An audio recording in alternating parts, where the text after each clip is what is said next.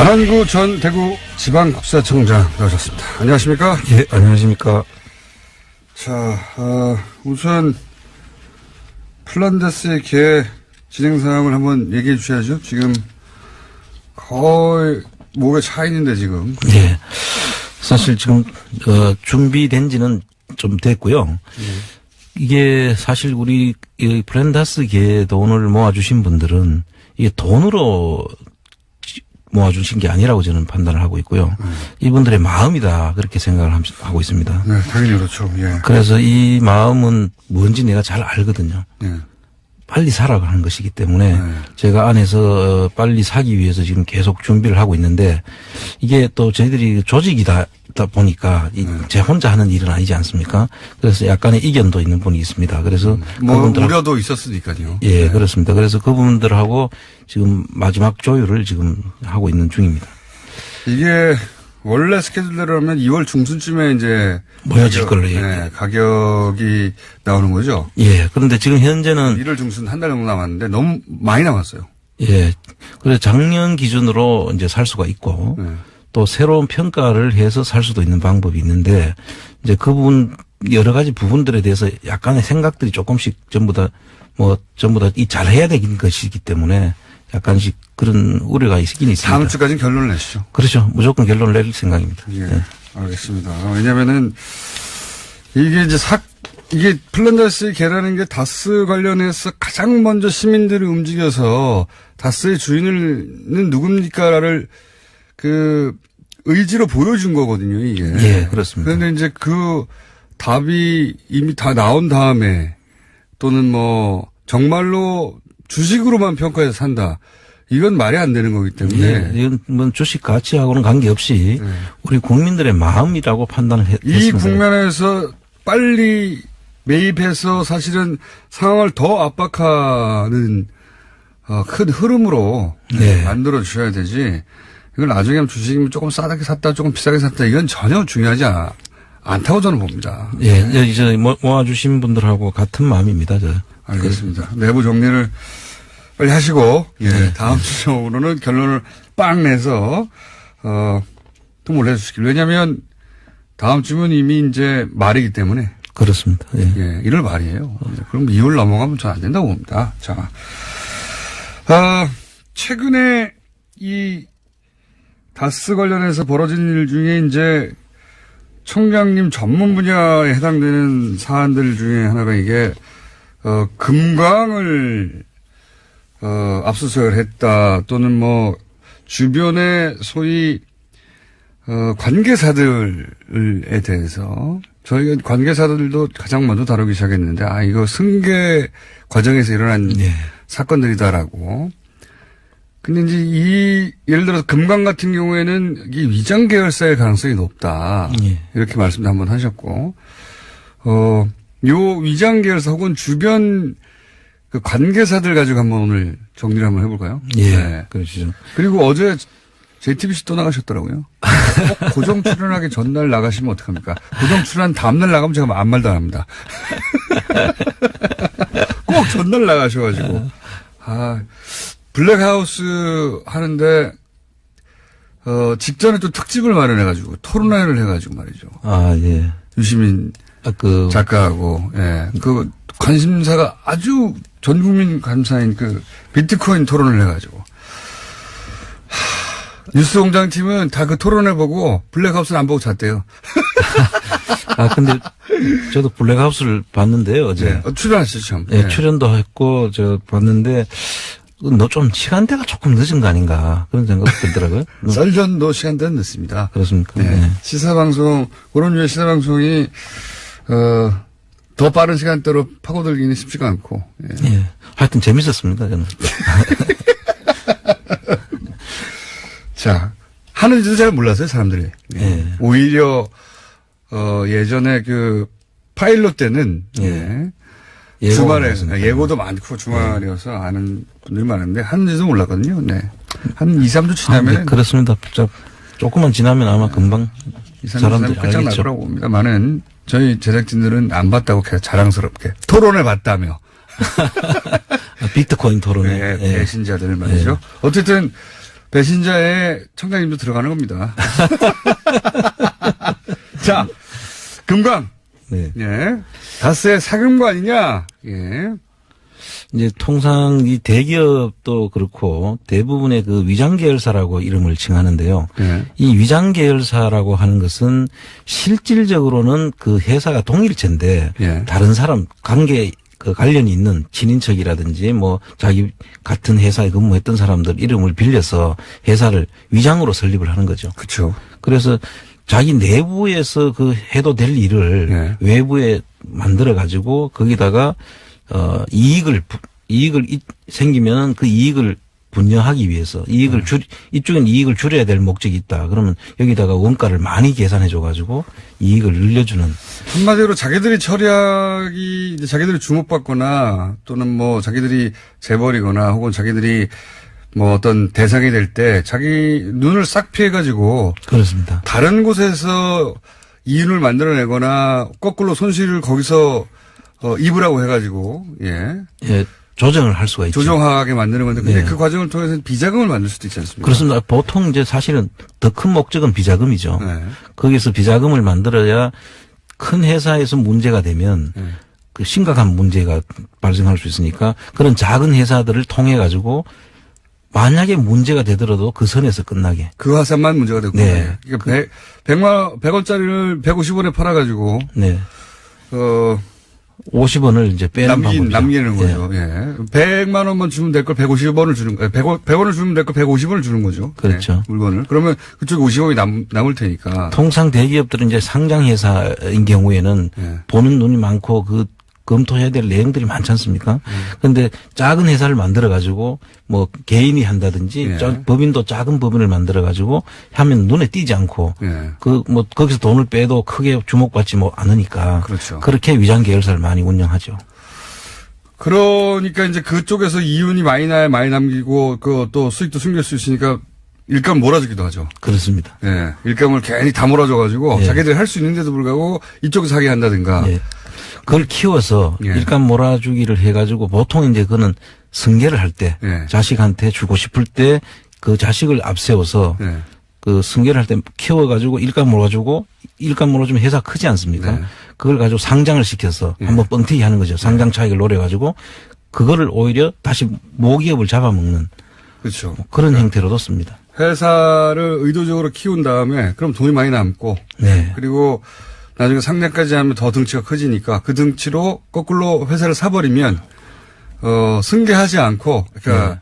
승계는 했는데 상속세를 안 내고 승계하게 되는 거죠. 그렇습니다. 예. 우회 승계의 그 방법입니다. 예. 네. 그런 식의 일들을 대기업이 많이 하는데 해왔는데 예. 예, 걸린 사례도 있고 근데 금강이 바로 그런 역할에 쓰이는 예. 용도가 아닌가. 우선은 첫 번째로는 비자금이 갔을 가능성이 있고요. 거기서 예. 만들었을 가능성이 있고요.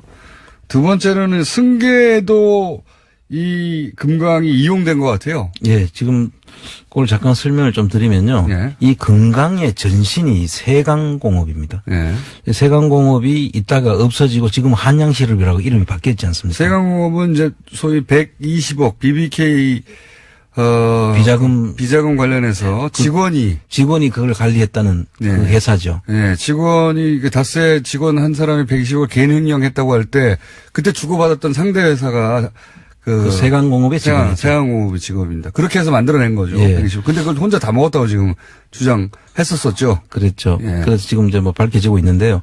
그 세강공업이 그 당시에 노조가 있었습니다. 예. 그 노조가 생기면서 그 당시에 노조를 없애기 위해서 회사를 폐업을 시킵니다. 예. 폐업을 시키고 유광테크라는 회사를 하나 2년 동안 잠시 운영하는데 그때 그 세강공업을 대신해서 만들어지는 것이 금강입니다. 예.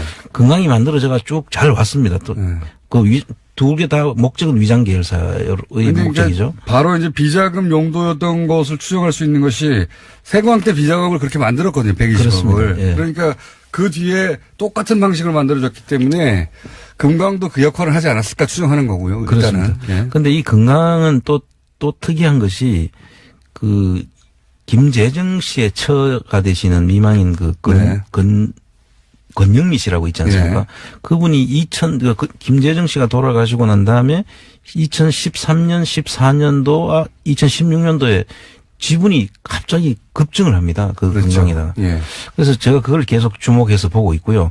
13년, 14년도에 16%, 예. 이 16년도에 32%를 해서 64% 지분을 가지게 되고 예. 그 자재가 10%를 가지고 있어서 사실상 전체 지배주주가 돼 있는 거죠. 70% 이상. 예. 예. 그래서 이것을 왜 가졌는지에 대해서 좀 생각을 해봤거든요. 예. 이걸 왜 이렇게 근데 2016년도는 시점이 이 물량이 갑자기 한 400억이 떨어지면서 예. 1200억이었다가 한 800억대로 내려오면서 그때 결손이 막 발생하기 시작합니다. 그동안 잘 되던 회사가. 예. 그런데 그때 권영미 씨 지분이 32%로 지금 급증하거든요. 그리고 그 지분이 그 물량이 줄고 그거는 이제 이시영 씨의 회사인 SM. 그때 또 SM이 만들어지죠. 예. SM으로 그래서 이제 SM이 만들어지고 SM이 사실상 승계를 하는데 이 금강이 뭐랄까 보조 역할을 하는 그렇습니다. 자기 수익을 줄이면서 그쪽으로 넘겨주는. 옛날에 세강이 없어지면서 건강을 만들었듯이 예. 건강이 없어지면서 SM이 만들어진 그렇죠. 거죠. 그런데 그 SM의 주인은 이시영 씨인 거죠. 예. 그러니까 이명박 대통령의 아들. 그러니까 예. 지금 그 지점이 묘한 것이 권영미 씨 지분을 잔뜩 그 64%, 70, 그 아들까지 하면 74%까지 올려놓고 예. 그 회사가 지금 결손이 나가지고 거의 지금 없어질 위기 또는 노조 때문에 이걸 지금 없애야 될 위기에 있는데 왜 지분을 높였냐. 지분을 높여놓고 예. 그 물량들은 지금 SM으로 지금 빼고 있는 정황이거든요. 예. 그럼 이 부분은 승계와 또 권영미 씨한테 그렇게 많은 지분이 어떻게 권영미 씨가 취득하게 됐는지 그 자금원은 어딘지 그리고 그 자금을 준 이유가 뭔지 어차피 없어질 회사라고 보이는데 없애거나 그냥 모양 그 명맥만 유지할 것처럼 계속 줄여가 나가는 중이었는데 네. 왜 권영민 씨의 지분을 그렇게 갑자기 높였을까 이게 의문인 거죠. 그렇습니다. 예. 그 이야기는 제가 유출해 보니까 그 당시에 이제 김재정 씨가 전부 다 거의 차명 김재정 씨 주식이든지 뭐 그 이상은 씨 주식이 다수 주식이 다 차명 것으로 지금 거의 지금 이야기가 되고 있잖아요. 그런데 그다음에 부동산도 한 67만 평이나 되는 그 부동산도 김재정 씨 이름으로 돼 있다가 권영미 씨한테로 넘어가 있거든요. 그런데 이분들이 예를 들어서 나중에 어쨌든 이것이 내 거다라고 주장하고 나왔을 때 상당히 좀 불편하게 될 수가 있죠. 네. 그런데 그걸 어떻게든 통제를 해야 되지 않겠습니까? 네. 이건 짐작입니다. 그래서 통제를 해야 될 때 당근을 뭐가 줬어야 되는데 망할 회사, 그러니까 없앨 회사에 당근을 줬다? 지분을 줬다? 그렇지 않을까? 그렇게 의심을 하고 있는 거죠. 그럴 수도 있겠네요. 그럴 수도 있고 또 한편은 저는 그 과정을 보면 그 지분이 늘어가는 과정을 보면 어떻게 생각했냐면 그 이전에 어쨌든 회사를 그 회사는 금강은 그 이전까지는 이명박 전 대통령 그 친인척 누구도 지분이 없었거든요. 예. 예. 그러니까 이시영 씨 지분도 없고 이명박 대통령 지분도 없었어요. 예, 그렇죠. 그래서 다스하고는 지분으로는 연결이 안 돼 있는 구조였거든요. 그때 이제 중요한 건 거기에 대표가 이영배 씨라고 예. 이명박이 이분이 이제 고리 역할을 한 거죠. 그렇죠. 그래서 위장 계열사로 저희들이 확신하고 있는 것이고요. 이영배 씨가 이제 측근 중에 측근이다 또 이분도. 그렇죠. 그런데 그분이 이제 대주주이긴 했으나 그 회사의 주인이긴 했으나 명부상으로 이명박 전 대통령 쪽에 지분은 없었거든요. 전혀. 그렇습니다. 예. 다스도 여기 회사에 지분이 없었고 그래서 사실은 이제 회사를 어때까지 정상적으로 커왔는데 뭘 몰아주기로 해서 키웠지만 이제 그걸 뺏어서 다시 아들한테 줘야 되는 상황이잖아요. 회사를 예. 축소하고. 예. 그런 과정에서 저는 주주들의 반발이나 이런 게 있을까봐 싹 주식을 다 통제가 가능한 권영민 씨한테 넘겨둔 게 아닐까 이렇게 또 생각. 근데 사실 거기에 나타난 거는 이영배 씨지만 다른 주주들도 다 통제가 가능한 사람들이라고 보는 것이 맞고요. 저는 그 부분보다는 권영미 씨한테 왜 지분을 넘겼을까. 어쨌든 이 두 가지 가설입니다. 네. 하나는 불만이 있을 수 있으니 없앨 회사를 줘서 무슨 회사인지 잘 모르니까요. 네. 지금 그 노조 문제가 한참 골머리를 앓고 있는 걸로 알고 있고요. 그 노조 문제가 심각해지니까 어쨌든 이 회사는 장기적으로 갈 때 없어질 수도 있다라고 지금 판단을 했는 것 같고 그 세강에서 그 모습을 보고 있거든요. 세강이 똑같은 형태로 그렇게 진행이 됐으니까. 그러니까 어쨌든 둘 중에 하나입니다. 하나는 통제하기 쉬우라고 그랬거나 예. 아니면 다른 재산들을 계속 뺏고 있으니까 뺐었죠. 네, 사실은 예. 뺏고 일단 명의만 돼 있던 걸 이제 이명박 전 대통령 쪽에서 컨트롤하도록 뺏었으니까 대가를 줘야 되니까. 그렇습니다. 혹은 물납을 했을 때 나중에 주식 다른 회사 것도 좀 줄게 약속을 했을 수도 있고요, 과거에. 예. 그래서 네. 저는 그쪽으로 지금 제가 포커스를 맞추고 있는데요. 내용은 좀 더 봐야 되겠지만 앞으로 흘러가는 과정이라든지 이 노조의 움직임과 이런 여러 가지로 봤을 때는 그 권영미 씨한테 버릴 카드를 주고 입막음을 한 게 아닌가 하는 그런 의혹을 가지고 있습니다. 번개 한번 쳐줘야 되겠습니다. 전등번개. 지금 위성 계열사의 가설 두 개까지 너무 길게 했어요. 예. 자, 이거 외에도 위장 계열사 몇 개 더 있죠? 예, 지금 이제 우리가 위장 계열사라고 하면 아까 예를 들어서 이제 이영배 씨 같은 분, 예. 김성우 씨 같은 분, 예. 이런 식으로 아주 가까운 자기 사람들이나 예. 아니면 실질적인 주주가 친인척 이름으로 되어 있는 그런 회사들은 지금 저희들이 다스 사전이라고 만들어가지고 다스 사전. 지금 그 내용을 전부 다 정리를 하고 있습니다. 아, 수도 많은 이름과 하도 많은 회사가 나오니까. 예. 다스 사전 어디서 볼 수 있습니까? 제가 가지고 있습니다. 아, 개인적으로 정리하고 계세요? 네. 예. 거기에 이제, 초기에 등장했던, 이름 이상한 거 많거든요. 예. 이상하다기보다는 너무 많아서 다 외우기 쉽지 않을 텐데, SM도 나오고, DMI도 나오고, 다운도 나오고, 그리고. IM도 나오고. IM도 나오고. SD 하이텍도 나오고. 예. 예. 그리고 또, 긴 이름이 뭐였더라? 갑자기 생각 안 나네요. 글로비지. SB 비스였던 거. SB 글로벌 로지스트. 이름이 복잡하네요. 그것도 나왔다가, 지금 금강도 나왔다가, 세강도 나왔다가, 예. 너무 많이 나오니까 회사 이름이 다섯 하나만 나와야 되는데, 그리고 도대체 서로 관계가 어떻게 되는 건지, 누가 세웠다는 건지, 예. 역할을 어떻게 했다는 건지, 누가 누구를 인수했다는 건지, 막 복잡하게 헷갈리기 시작해요. 그래서 이제 저희들이 구분을 해가지고 예. 회사 이름하고 그 안에 관련인들, 예를 주주라든지 대표라든지 이런 사람들을 전부 구분해서 이게 어떤 라인이다. 예. 그래서 목적은 무엇이고, 예. 관계는 어떻게 되고, 이게 진짜 위장계열사인지 아니면 예. 사내 하청업체인지 또는 협력업체인지 이거 완전 다른 산지 아니면 친인척 회사인지 이런 것까지 다 지금 정리를 하고 있습니다. 언제 나옵니까? 지금 준비가 돼가지고 있습니다, 지금. 그래요? 예. 그럼 온라인으로라도 이렇게 볼 수 있도록 어디 올려주세요. 예. 저기 플랜다스의 개 홈페이지 있지 않습니까? 네. 거기다가 PDF 파일이라든가 지금 손으로 수기로 만드신 거예요? 아니면 무슨 아닙니다. 지금 이제 파일 포맷이 예, 다 좀 정리가 되어 있습니다. 파일로. 예. HWP 아예 한글 파일인가요? 아니면 엑셀인가요? 아니면 파워포인트인가요? 사실 만든 사람은 우리 안에서 만들었기 때문에 네. 제가 가지고 있는 그 버전은 그냥 파일로. 종이에다가 손으로 쓰신 거 아닙니까? 그건 아닙니다. 그건 아닙니까? 한글 파일 같은 거로 만든 거죠? 예. 사실은 이거를 주변에서 협조를 해가 분석까지 해서 주신 분이 있어요. 아, 협조도 받으셨고. 예. 그 파일을 어디다 올려주세요. 네. 그 파일을 올려주시면 그걸 보면서 많은 사람들이 다스백과를 보면서 그걸 점점 보완도 하고 혹은 거기다가 아는 내용을 덧붙이기도 하고 제보도 받고 네. 그럴 수 있을 거거든요. 파일을 올려주십시오. 네. 언제까지 올리실 겁니까? 곧 올려드리겠습니다. 플랜다스에게 홈페이지에서요. 네. 그 플랜다스에게 홈페이지 다시 한번 소개해 주시죠. 주소를. 쇼미더머니.or.kr인데 저희들이 플랜다스라는 국민운동본부 홈페이지죠. 그게. 예. 알겠습니다. 자, 여기서 잠깐만 계십시오. 저희가 지금 바로 회의를 들어가신다고 해가지고 최고위원 회의를 끝나고 연결하려고 했는데 바로 연결하겠습니다. 이명박 정부 당시 국정원 특활비가 대통령 부인 명품 구입에 쓰였다. 이런 의혹 제기를 처음으로 하신 분이죠. 더불어민주당 박홍근 원내수석 부대표 연결됐습니다. 안녕하십니까? 네, 안녕하십니까. 네, 어제, 김종배 시험 집중에서도 인터뷰 하신 걸로 알고, 또 다른, 시험 집중이 아니죠. 색다른 시선이죠, 어제.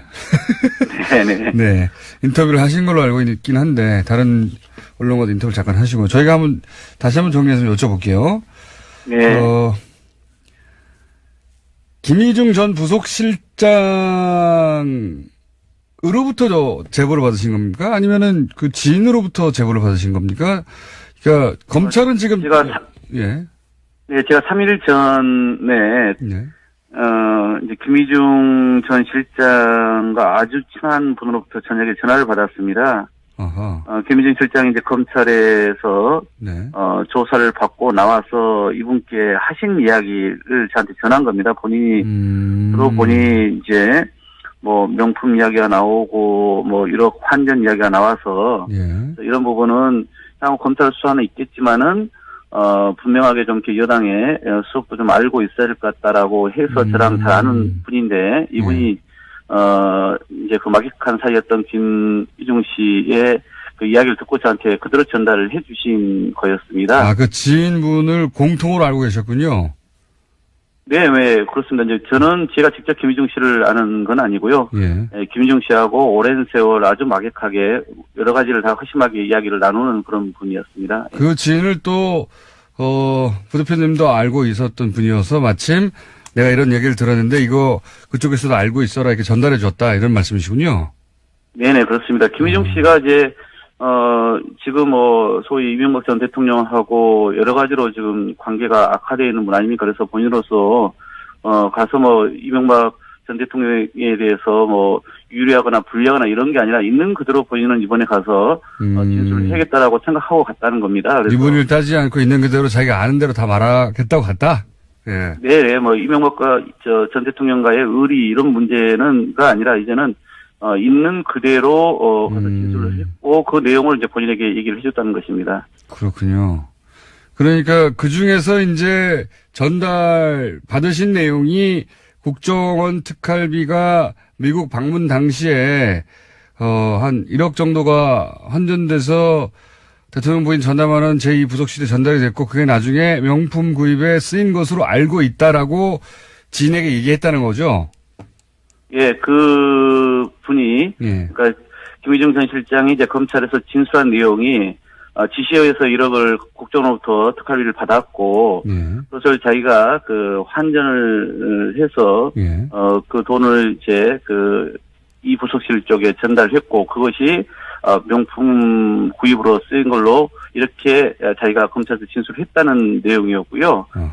예, 제가 이제 그 이후에 사실은 이 부분을 이제 정두원 전 의원이 명품이나 이런 부분을 빼고 좀 이야기를 했길래 제가 이 부분을 좀 더 이제 더 좀 알아보고 또 알릴까 하다가 좀 지켜봤는데 이명박 전 대통령이 이제 기자회견을 보면서 제가 이 부분을 좀 더 언급을 안 할 수가 없겠다 싶어서 어제 아침에 공개 발언을 한 거고요. 예, 사실 이제 이분이 다스 문제 같은 경우도 워낙 오랜 세월 이명박 전 대통령의 측근으로 있었기 때문에 아마 검찰이 이번에는 특활비에 한해서 조사를 했기 때문에 답변을 안 했습니다만 그런 부분에 대해서도 아마 충분히 자기의 어떤 결정적 증언도 갖고 있는 분으로 알고 있어요. 김 전 실장이. 그러니까 이제 그런 부분까지 제가 좀 얘기를 들었고요. 그래서 아마 이 1억 중에서 제가 그 이후에 좀 더 파악한 바로는 3,4천만 원 정도가 2011년 영부인의 미국 국빈 방문 시에 행정관에게 돈을 줘서 명품 사는데 쓰였다. 이렇게 진술한 걸로 다시 제가 좀 확인을 했습니다. 1억 얘기도 있었는데 그 명품 구입에 쓰인 것은 3, 4천 정도, 3, 4천 정도가 전달돼서 명품 구입에 쓰였다. 이렇게 알고 계시다는 거죠? 네, 그건 어제 마침 또 언론사에 보니까 2011년 10월 15일자로 김윤옥 당시 국빈 방문하던 여사가 미국의 명품 백화점에서 쇼핑을 하던 남녀 경호인과 쇼핑하고 있었던 그런 목격자의 내용이 이제 온라인 커뮤니티에 글로 올라온 게 어제 언론사에 저녁에 보도가 되지 않았습니까? 네, 그리고 또 검찰의 조사에 대한 기사가 어제 또 났었죠. 그래서 당시 이명박 전 대통령의 국빈 방문 시에 그 행정관이었고 그 이후에 이제 뭐 청와대 비서관까지 맡은 사람입니다만은 이 김모 전 행정관에 대해서도 돈을 이 김희중 전 실장으로부터 건네받아서 어떻게 썼는지 이런 부분을 이미 검찰이 조사했다고 어제도 또 기사가 나오지 않았습니까? 그런 일련의 흐름들이 이런 부분을 뒷받침하고 있는 것이죠. 지금 언급하신 미국의 모 백화점에서 명품을 구입했다고 하는 그런 목격담이 커뮤니티에 올라온 것은 보도가 됐나 보죠? 네, 어제 저녁에 국민일보 기사를 찾아보면은 나와 있고요. 그래서 타이슨스 니만 마커스에서 김용현 여사가 남녀 경호원과 함께 쇼핑하고 있었다는 것을 목격한 그 기사가 2011년 10월 15일자로 이 커뮤니티에 등록이 되어 있습니다. 아, 그렇군요. 이 문제가 불거지기 훨씬 전에. 그러니까 결국은 이 특활비 환전 당시의 기록, 그 다음에 당시 경호원들 조사하거나 목격자들 좀 증언을 듣거나 또 더구나 김윤홍 여사가 이제 만약에 이런 이제 1,000만 원 이상을 외국으로 반출할 경우에는 위안거래법 문제 아닙니까? 네. 또 600불 이상을 만약에 물건을 사가지고 신고를 안 했다면 그건 관세법 문제이기도 하고 또 여러 가지 국고가 개인적으로 쓰였다면 횡령죄에 해당되는 부분이거든요. 그러니까 그런 부분에 대해서까지 전반적으로 검찰이 낱낱이 정말 객관적으로 철저하게 수사를 해야 한다고 보고 있습니다. 지금 지인과의 부대표님과의 관계는 어떻게 됩니까? 제가 물어봐도 되나요? 그분은 이제 뭐 정치인도 아니고 법조인도 아닙니다.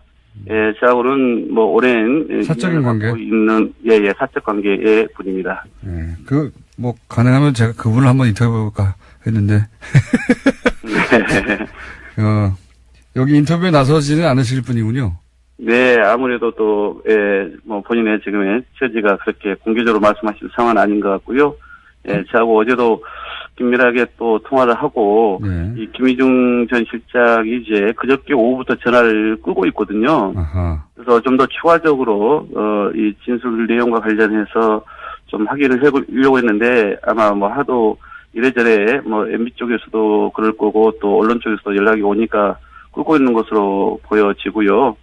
그 이후에 좀 더 추가적으로 좀 알아보는 부분이 있긴 합니다만은 그건 뭐 저쪽에서 저를 무슨 뭐 명예훼손죄로 오늘 뭐 고발하겠다 이렇게 엄포를 놓고 있지 않습니까? 네. 저는 뭐 오히려 뭐 그런 거 뭐 당당하게 제가 받아들일 생각입니다. 오히려 본인들이 재무도움을 파는 격이 될 것이고 그래서 뭐 이미 뭐 이런 부분들은 오히려 검찰 수사에서 이제는 더 이상 피할 수 없는 부분들이고 제가 어제 말씀드린 것처럼 추가적으로 제2부속실 관계자와 경호원들 이런 부분들 조사하면은 다 낱낱이 드러날 것으로 보여지기 때문에 제가 또 사실관계에 어긋난 부분을 어제 제기한 것이 아니고 그 진술 내용을 제가 전해드린 대로 전달한 거기 때문에 뭐 회피할 생각이 없고 당당하게 맞설 생각입니다. 알겠습니다. 그렇다 하더라도 이제 고소고발 되시면 얘기를 더 막 못하실 수도 있으니까 지인을 저희한테 소개해 주시는 방법도 한번 생각해 봐 주십시오. 네. 잘 감안하겠습니다. 알겠습니다. 오늘 여기까지 듣겠습니다. 네. 감사합니다. 네, 고맙습니다. 지금까지 더불어민주당 박홍근 원내 수석부 대표였습니다. 마무리를 할까요, 그럼? 네, 중간에 코너인 코너로 했는데, 총장님. 목격담이 있군요. 네. 예. 니만, 마커스. 유명한, 백화점이죠. 명품 백화점. 김희중 씨하고도 이 특활비 문제뿐만 아니라 아까 이야기한 정돈 의원 이야기한 거하고 내용이 또 일치할 수도 있겠네요. 네. 이게 밝혀지면, 전혀 다른 종류의 후풍이 있을 것 같아요. 그렇습니다. 네. 특활비, 지금, 박근혜 전 대통령이 이제 특활비를 가지고 주사, 옷, 뭐 이런 거였는데, 그나마 그것도 뭐 말이 안 되긴 하지만, 그걸 해야 쇼핑했다고 좀 다른 얘기 아닙니까? 네. 그거 좀 다른 얘기인데, 쇼핑했다라고 만약에 드러나면, 이건 장난 아닌데요? 명품이 아니어도 장난 아니라고 봅니다. 이게, 근데 또, 지금 니만 마커스에서 봤다고 하는 기사가 나왔나 보군요. 그게 하필이면 방미 기간에 네. 그 시점에 올라온 목격담이라고 하니 나중에 만들어낼 수도 없는 거잖아요. 네, 그렇습니다. 네. 뭔가 밝혀질 것도 같습니다. 점점. 자, 오늘 여기까지 하겠습니다. 안하곤 청장님이었습니다. 감사합니다. 예, 감사합니다.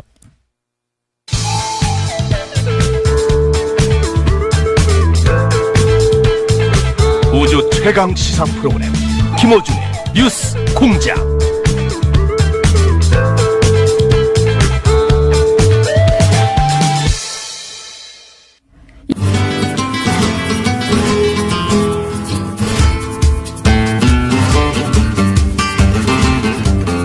안녕하십니까? 안녕하세요. 황교익 선생님. 초준 황교익. 예. 자, 선생님. 네. JTBC에서 다른 데는 나와도 되는데 목요일은 안 됩니다. 목요일은. 월요일이나 화요일, 수요일 이럴 때 나갔어요. 요즘 뭐 비트코인에 대해서 관심들이 워낙 높으니까 네. 그럼 그걸 했었어야죠. 왜? 블랙하우스에서 비트코인을 다뤘어야죠. 그게 생방이 아니잖아요. 전날 지난주 거 가지고 할 수밖에 없어요. 근데 그거 생방으로 팍 한 다음에 JTBC에서 바로 썰저로 넘어가는 전략을 구사해가지고 그렇게 치고 나올 줄이야. 저도 봤어요, 근데. 다 당했어. 손석희 사장님 나빠요. 예. 오늘 뭡니까? 떡볶이 이야기를 하려고 그래요. 예.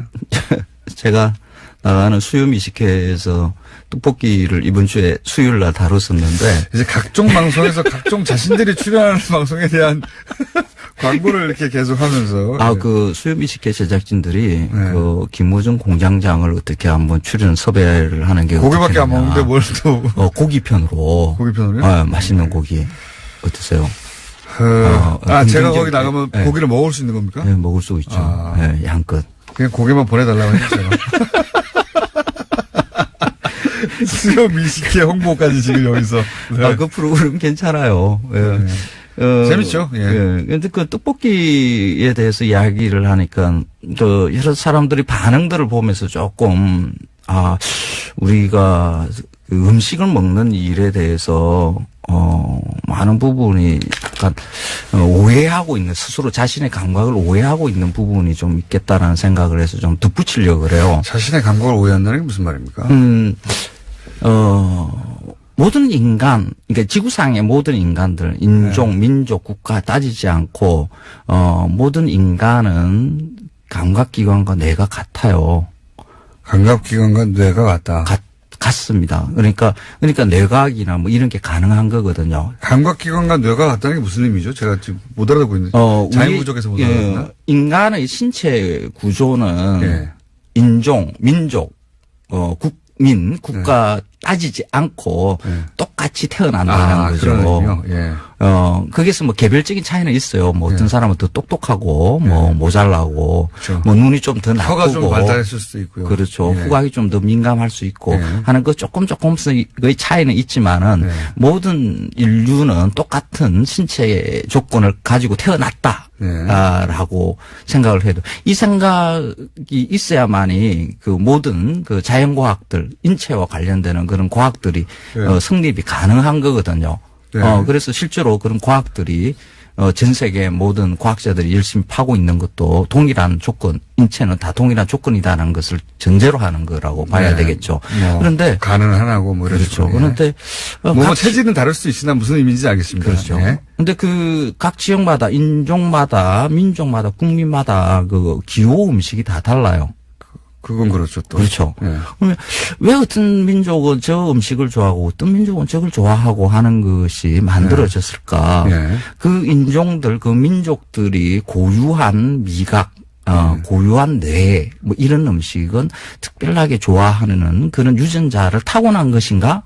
그렇다고 보면 자연환경의 결과 아닙니까? 맞습니다.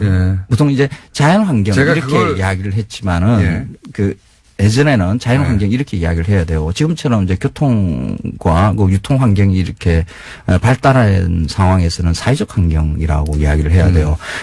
외국에서의 그 먹을거리들도 이거 쉽게 사 먹을 수 있는 수입해서 먹고 하거든요. 그래서 그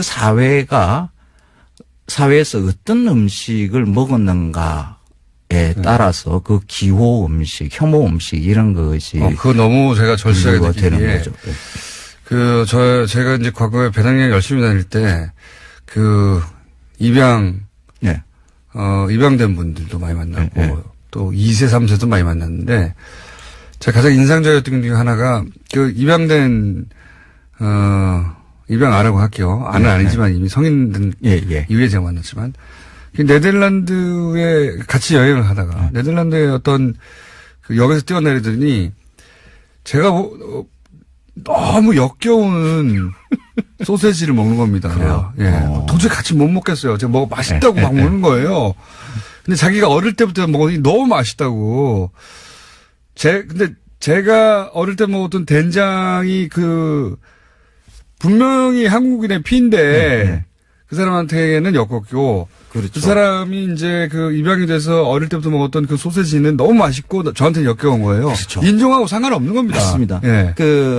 어릴 때 어떤 음식에 많이 노출됐는가에 따라서 그 기호가 만들어지는 거거든요. 그걸 제가 그때 느꼈어요. 맞습니다. 한국인으로 태어났다는 게 그러니까 사회적으로 어떤 음식이 많이 주어졌는가 하는 것으로 그 사람의 기호가 만들어지는 거거든요. 그게 다른 말로 하면 추억이에요. 그러니까 우리는 추억이라고 하는 것을 개별적으로 단독자 개개인이 쌓아놓은 어떤 경험, 감성이 붙어 있는 경험 이렇게 생각들을 해요.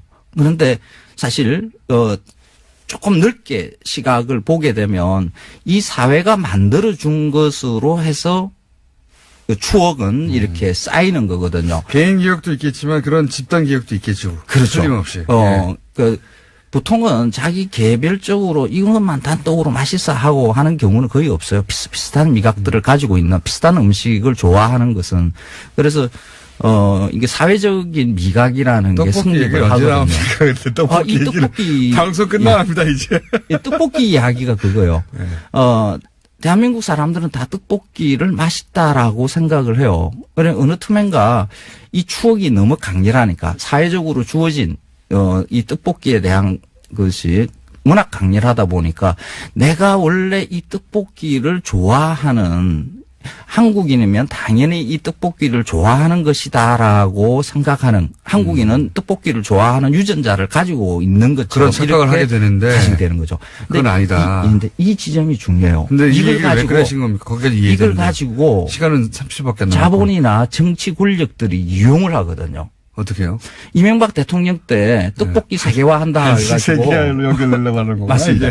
그러니까 보통 우리가 가지고 있는 미각을 이 미각을 절대화해가지고 이게 어릴 때부터 먹지 않았던 외국인한테 먹힐 리가 없는데 들고 나왔다. 그런 말도 안 되게. 근데 이런 일을 정치 권력이나 자본이 나서서 떡볶이 세계화할 수 있어 막 이러면서 뻘짓을 해서 돈을 빼먹고 하더라도 국민들이 그걸 용인하게 되는 까닭이 뭐냐 그러면 우리 한민족에는 그 떡볶이에 강렬한 자부심을 가지게 된 만들어진 유전자가 있다라는 착각을 그렇습니다. 그래서 내가 가지고 있는 미각, 추억 이런 것들도 강교익 선생님이었습니다.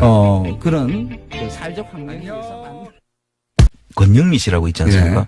그분이 김재정 씨가 돌아가시고 난 다음에 2013년, 14년도, 2016년도에 지분이 갑자기 급증을 합니다. 그 공장에다가. 그래서 제가 그걸 계속 주목해서 보고 있고요. 13년, 14년도에 16%, 이 16년도에 32%를 해서 64% 지분을 가지게 되고 그 자재가 10%를 가지고 있어서 사실상 전체 지배주주가 돼 있는 거죠. 70% 이상. 그래서 이것을 왜 가졌는지에 대해서 좀 생각을 해봤거든요. 이걸 왜 이렇게 근데 2016년도는 시점이 이 물량이 갑자기 한 400억이 떨어지면서 1200억이었다가 한 800억대로 내려오면서 그때 결손이 막 발생하기 시작합니다. 회사가 그동안 잘 되던 회사가. 예. 그런데 그때 건영미 씨 지분이 32%로 지금 급증하거든요. 그리고 그 지분이 그 물량이 줄고 그거는 이제 이시영 씨의 회사인 SM. 그때 또 SM이 만들어지죠. 예. SM으로 그래서 이제 SM이 만들어지고 SM이 사실상 승계를 하는데 이 금강이 뭐랄까 보조 역할을 하는 그렇습니다. 자기 수익을 줄이면서 그쪽으로 넘겨주는. 옛날에 세강이 없어지면서 건강을 만들었듯이 예. 건강이 없어지면서 SM이 만들어진 그렇죠. 거죠. 그런데 그 SM의 주인은 이시영 씨인 거죠. 예. 그러니까 이명박 대통령의 아들. 그러니까 예. 지금 그 지점이 묘한 것이 건영미 씨 지분을 잔뜩 그 64% 70, 그 아들까지 하면 74%까지 올려놓고 예. 그 회사가 지금 결손이 나가지고 거의 지금 없어질 위기 또는 노조 때문에 이걸 지금 없애야 될 위기에 있는데 왜 지분을 높였냐. 지분을 높여놓고 예. 그 물량들은 지금 SM으로 지금 빼고 있는 정황이거든요. 예. 그럼 이 부분은 승계와 또 건영미 씨한테 그렇게 많은 지분이 어떻게 건영미 씨가 취득하게 됐는지 그 자금원은 어딘지 그리고 그 자금을 준 이유가 뭔지 어차피 없어질 회사라고 보이는데 없애거나 그냥 모양 명맥만 유지할 것처럼 계속 줄여가는 중이었는데 네. 왜 권영민 씨의 지분을 그렇게 갑자기 높였을까 이게 의문인 거죠. 그렇습니다. 네. 그 이야기는 제가 유출을 해보니까 그 당시에 김재정 씨가 전부 다 그 차명 김재정 씨 주식이든지 이상은 씨 주식이 다수 주식이 다 차명 토론에 네, 배신자들 말이죠. 네. 어쨌든 배신자의 청장님도 들어가는 겁니다. 자, 금강. 네. 예. 다스의 사금고 아니냐? 예. 이제 통상 이 대기업도 그렇고 대부분의 그 위장 계열사라고 이름을 칭하는데요. 예. 이 위장 계열사라고 하는 것은 실질적으로는 그 회사가 동일체인데 예. 다른 사람 그 관련이 있는 친인척이라든지 뭐 자기 같은 회사에 근무했던 사람들 이름을 빌려서 회사를 위장으로 설립을 하는 거죠. 그렇죠. 그래서 자기 내부에서 그 해도 될 일을 네. 외부에 만들어 가지고 거기다가 이익을 생기면 그 이익을 분여하기 위해서 이쪽엔 이익을 줄여야 될 목적이 있다. 그러면 여기다가 원가를 많이 계산해 줘 가지고 이익을 늘려주는. 한마디로 자기들이 처리하기 이제 자기들이 주목받거나 또는 뭐 자기들이 재벌이거나 혹은 자기들이 뭐 어떤 대상이 될 때 자기 눈을 싹 피해가지고 그렇습니다. 다른 곳에서 이윤을 만들어내거나 거꾸로 손실을 거기서 입으라고 해가지고 예 조정을 할 수가 있죠. 조정하게 만드는 건데 근데 네. 그 과정을 통해서 비자금을 만들 수도 있지 않습니까? 그렇습니다. 보통 이제 사실은 더 큰 목적은 비자금이죠. 네. 거기서 비자금을 만들어야 큰 회사에서 문제가 되면 그 심각한 문제가 발생할 수 있으니까 그런 작은 회사들을 통해 가지고 만약에 문제가 되더라도 그 선에서 끝나게. 그 화산만 문제가 되고. 네. 그러니까 100원짜리를 150원에 팔아가지고. 네. 50원을 이제 빼는 방법이죠. 남기는 거죠. 예. 100만 원만 주면 될 걸 150원을 주는 거예요. 100원을 주면 될 걸 150원을 주는 거죠. 그렇죠. 네, 물건을. 그러면 그쪽에 50원이 남을 테니까. 통상 대기업들은 이제 상장회사인 경우에는 네. 보는 눈이 많고 그 검토해야 될 내용들이 많지 않습니까? 그런데 작은 회사를 만들어 가지고 뭐 개인이 한다든지 예. 법인도 작은 법인을 만들어 가지고 하면 눈에 띄지 않고 예. 그 뭐 거기서 돈을 빼도 크게 주목받지 뭐 않으니까 그렇죠. 그렇게 위장 계열사를 많이 운영하죠. 그러니까 이제 그쪽에서 이윤이 많이 나야 많이 남기고 그 또 수익도 숨길 수 있으니까 일감 몰아주기도 하죠. 그렇습니다. 예. 일감을 괜히 다 몰아줘가지고 예. 자기들이 할 수 있는데도 불구하고 이쪽에서 하게 한다든가. 예. 그걸 키워서 예. 일감 몰아주기를 해가지고 보통 이제 그는 승계를 할 때 예. 자식한테 주고 싶을 때 그 자식을 앞세워서 예. 그 승계를 할 때 키워가지고 일감 몰아주고 일감 몰아주면 회사 크지 않습니까? 네. 그걸 가지고 상장을 시켜서 예. 한번 뻥튀기 하는 거죠. 상장 차익을 노려가지고 그거를 오히려 다시 모기업을 잡아먹는 그렇죠. 그런 형태로 뒀습니다. 회사를 의도적으로 키운 다음에 그럼 돈이 많이 남고. 네. 그리고 나중에 상장까지 하면 더 등치가 커지니까 그 등치로 거꾸로 회사를 사버리면 승계하지 않고 그러니까 승계는 했는데 상속세를 안 내고 승계하게 되는 거죠. 그렇습니다. 예. 우회 승계의 그 방법입니다. 예. 네. 그런 식의 일들을 대기업이 많이 하는데, 해왔는데, 예. 네, 걸린 사례도 있고. 근데 금강이 바로 그런 역할에 쓰이는 예. 용도가 아닌가. 우선은 첫 번째로는 비자금이 갔을 가능성이 있고요. 거기서 만들었을 가능성이 있고요.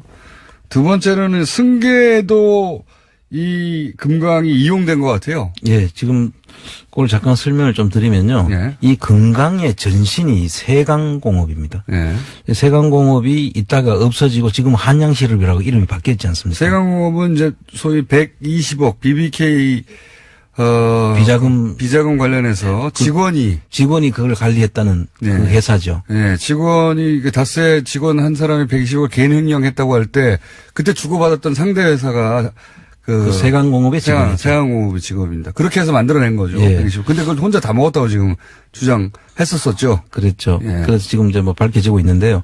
그 세강공업이 그 당시에 노조가 있었습니다. 예. 그 노조가 생기면서 그 당시에 노조를 없애기 위해서 회사를 폐업을 시킵니다. 예. 폐업을 시키고 유광테크라는 회사를 하나 2년 동안 잠시 운영하는데 그때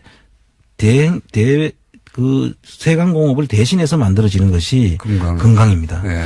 금강이 만들어져가 쭉 잘 왔습니다. 또 그 두 개 다 목적은 위장 계열사의 목적이죠. 바로 이제 비자금 용도였던 것을 추정할 수 있는 것이 세광 때 비자금을 그렇게 만들었거든요. 120억을. 예. 그러니까 그 뒤에 똑같은 방식을 만들어졌기 때문에 금강도 그 역할을 하지 않았을까 추정하는 거고요. 그렇습니다.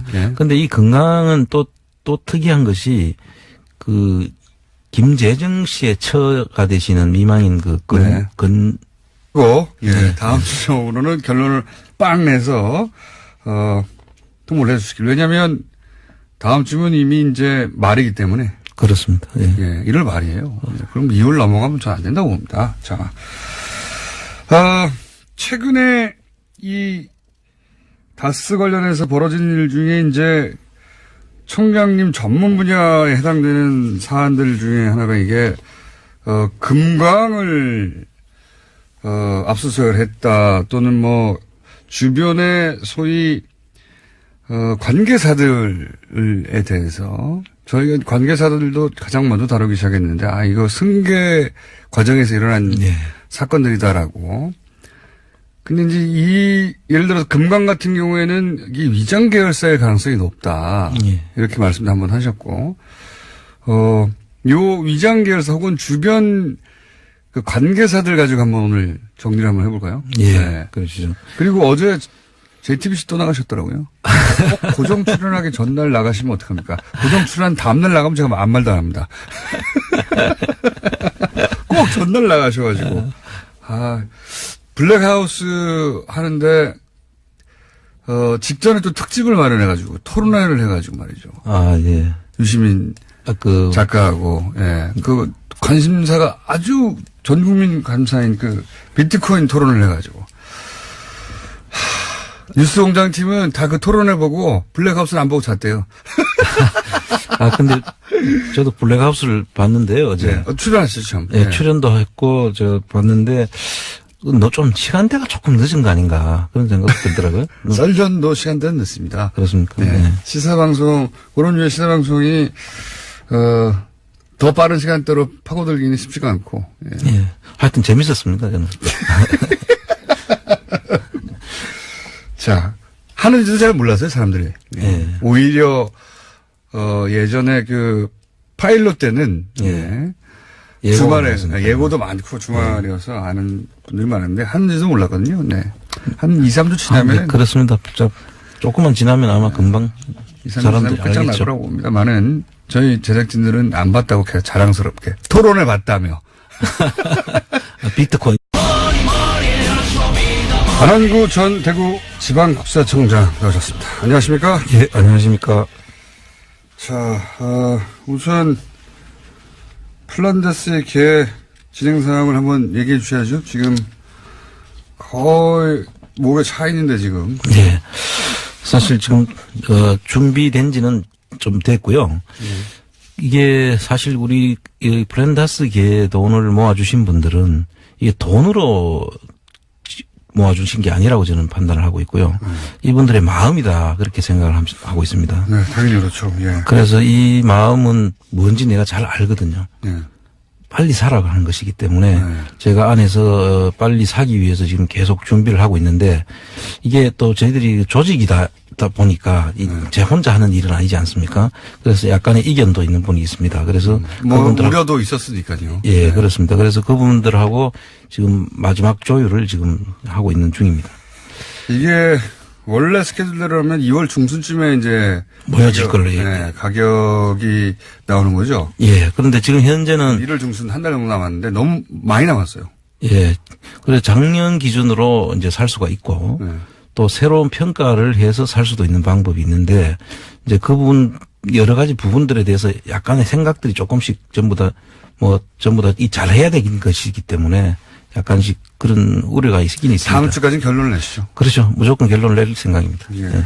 알겠습니다. 왜냐면은 이게 이제 이게 플란다스의 개라는 게 다스 관련해서 가장 먼저 시민들이 움직여서 다스의 주인은 누굽니까를 그 의지로 보여준 거거든요, 이게. 예, 그렇습니다. 그런데 이제 그 답이 이미 다 나온 다음에 또는 뭐 정말로 주식으로만 평가해서 산다. 이건 말이 안 되는 거기 때문에. 네, 이건 뭐 주식 가치하고는 관계없이 우리 국민들의 마음이라고 판단을 했습니다. 이 국면에서 빨리 매입해서 사실은 상황을 더 압박하는 큰 흐름으로 만들어 주셔야 되지. 이걸 나중에 하면 주식이면 조금 싸게 샀다, 조금 비싸게 샀다. 이건 전혀 중요하지 않다고 저는 봅니다. 예, 이제 모아주신 분들하고 같은 마음입니다. 알겠습니다. 내부 정리를 빨리 하시고.